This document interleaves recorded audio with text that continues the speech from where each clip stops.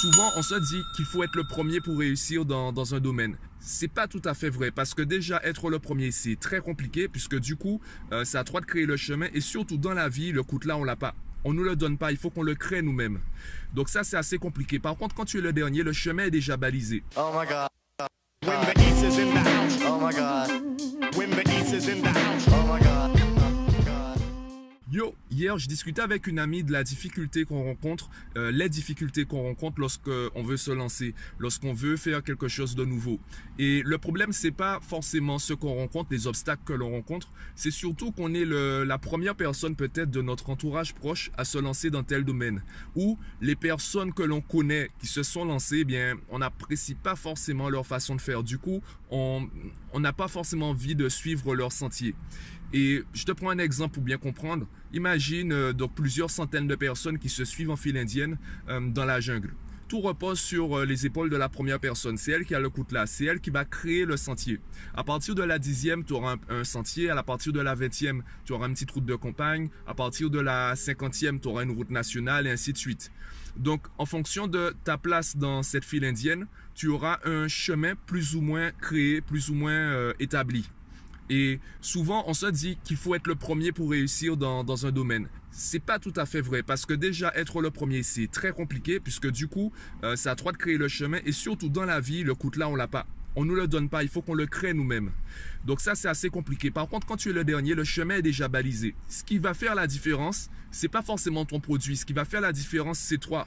En fonction de la manière dont tu présentes le produit, il y a des gens qui vont apprécier ta personnalité, ta façon de présenter les choses et qui vont plutôt t'écouter toi plutôt que quelqu'un d'autre. C'est pas forcément évident à comprendre. Je prends mon exemple, il y a des personnes qui me parlent, j'ai des clients qui me parlent de certains problèmes dans leur, par exemple, des parents qui rencontrent des difficultés avec leur enfant. Et je me dis, mais ils pourraient trouver la réponse dans ce livre-là. Le problème, c'est qu'ils n'ont pas forcément mon quotidien, mon rythme de vie. Ils n'ont pas forcément mon rythme de lecture. Du coup, ce livre-là va jamais arriver dans leurs mains. Donc moi, mon travail, c'est pas forcément de leur apporter la connaissance à chaque fois. Mon travail, c'est simplement de mettre ce livre dans leurs mains. Donc c'est à toi de te positionner déjà dans ce chemin. Est-ce que tu préfères être parmi les premiers ou parmi les derniers? En fonction de ta place, tu vas avoir un travail différent. Mon travail, c'est pas forcément d'améliorer la productivité des gens. Ça peut être simplement de leur présenter des outils déjà créés, déjà existants, déjà disponibles pour qu'ils puissent apprendre par eux-mêmes à développer leur productivité. Donc avec les enfants par exemple, je ne crée pas d'applications, de sites. Je passe par des applications, des sites pédagogiques qui existent déjà pour leur montrer à quel point ça peut être plaisant et facile d'étudier par exemple les mathématiques. Je le dis, YouTube pour moi c'est l'un des meilleurs profs pour ne pas dire le meilleur parce que peu importe le domaine que tu souhaites étudier, tu tapes le titre, le nom du domaine, le nom du chapitre sur YouTube avec le niveau que tu souhaites avoir. Ça peut être terminale, première ou BTS, peu importe. Et tu vas trouver du contenu, différents contenus sur le même sujet avec différentes personnes. Et je pense que tu le sais aussi bien que moi, tu l'as même peut-être déjà vécu. Lorsque tu cherches des vidéos sur un domaine, il y a des vidéos que tu ne vas pas regarder parce que tu n'apprécies pas la manière dont la personne aborde le sujet. Tu n'apprécies pas la personnalité de la personne, son élocution, sa façon de se mouvoir, sa gestuelle ou la qualité de la vidéo. Pour le même sujet, différentes personnes vont le présenter de manière différente.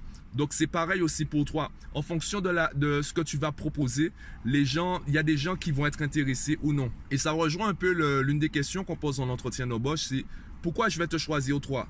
Pour moi, il y a 3 raisons pour lesquelles on pose cette question. La première, c'est par automatisme. C'est un peu comme le cordialement en fin de courrier. On est habitué à poser cette question, donc on la pose.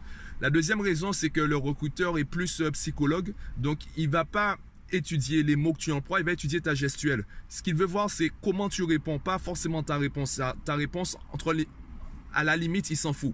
Ce qu'il veut voir, c'est comment tu réagis. Est-ce que tu es charismatique? Est-ce que tu as de l'ego? Est-ce que tu manques de confiance en toi? C'est plutôt la manière dont tu vas présenter les choses. La troisième raison qui va le pousser à te poser cette question, eh bien, c'est que il n'a pas été convaincu. Donc, il veut savoir si tu as une dernière carte à jouer. Il n'a pas été convaincu, donc il n'arrive pas à choisir, il n'arrive pas à savoir quelle est ta valeur ajoutée par rapport aux autres. Moi, je pense que même la question qu'on devrait même plutôt poser en entretien d'embauche, c'est pourquoi toi, tu nous as choisis?